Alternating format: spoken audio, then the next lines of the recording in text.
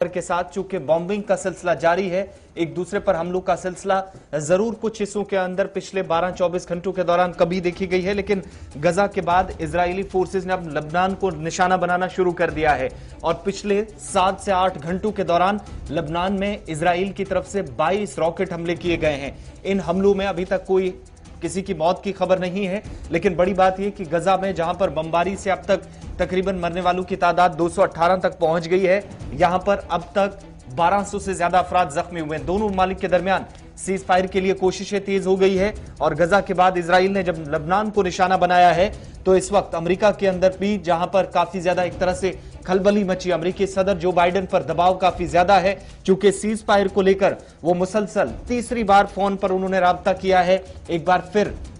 Benjamin Netanyahu से जो कि वज़ीर आज़म हैं, और उनकी तरफ से अभी तक कोई हालांकि सीज फायर के मुआहिदे को लेकर या सीज फायर करने के हवाले से कोई अहम पेशरफ्त या कोई बड़ा बयान नहीं दिया गया है, लेकिन अमेरिका की तरफ से जरूर अंदरूनी इस वक्त ये कोशिशें की जा रही कि कम से कम सीज फायर मुआहिदा कराकर इस वक्त खित्ते के अंदर बढ़ती कशीदगी को कम किया जा सके। दूसरी तरफ इस वक्त मुतअद्दिद मकामात पर जब बमबारी हुई है, 218 मरने वालों की तादाद जो अब तक बढ़ी है, जिसकी तस्दीक खुद हमास की तरफ से की गई है। इन सब के बीच में इस वक्त आलमी बरादरी की तरफ से जो दबाव बनाया गया था कि अमेरिका का रूल जो होना चाहिए, जिसके बाद बयानात का सिलसिला भी काफी तेज हो गया है। गुज़श्ता रोज 2 मीटिंग्स के बाद भी बयान काफी सामने आए हैं और अमेरिका पर दबाव मुसलसल बढ़ रहा है। तो इन सब के बीच में फिलहाल इजराइल और फलस्तीन के दरमियान कशीदगी को कम करने के लिए, ये जो इंसानी बहरान पैदा हुआ है उसको खत्म करने के लिए कोशिशें तो तेज की गई हैं कि कम से कम सीज फायर के तहत ही इसको रोका जा सके, लेकिन फिलहाल इसकी कोई मुस्बत पेशरफ्त इजराइल की तरफ से या कोई जवाब अभी तक सामने नहीं आया। इशफाक, जहां एक तरफ से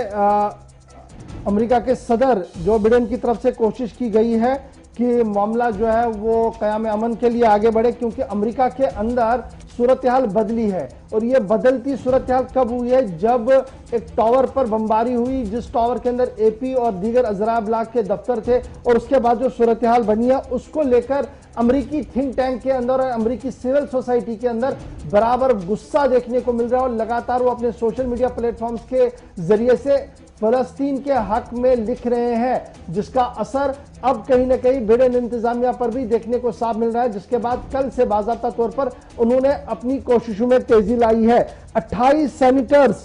ऐसे हैं जो डेमोक्रेट हैं और दीगर हैं जिन्होंने बाज़ाब्ता तौर पर तहरीरी खत लिखा है सदर को, जिसमें उन्होंने कहा कि वो अपने मातहत इदारों का माकूल इस्तेमाल करके इस फसाद ज़दा इलाके के अंदर क़याम अमन के लिए कोशिशों में तेजी लाए। 28 सेनेटर्स का खत है। एक तरफ से ये है, इसराइली बमबारी से अब तक 85 बच्चे, 34 खवातीन समेत 218 फलस्तीनी जान बहक हो चुके हैं। ये भी मुख्तलिफ ज़राइयों से जो है वो खबर सामने आ रही है और लगातार ये फिगर जो है ये बढ़ रहा है और हजारों लोगों ने इस फसाद ज़दा इलाके को छोड़ने का प्रोग्राम भी बनाया है। और इस तरीके से अब अक़वाम मुत्तहिदा जिन्होंने सिर्फ करारदाद तक अपनी बात को रखा,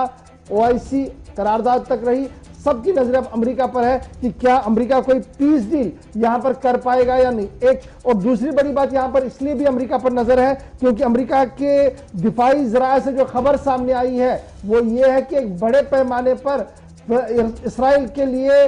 साजो सामान और असला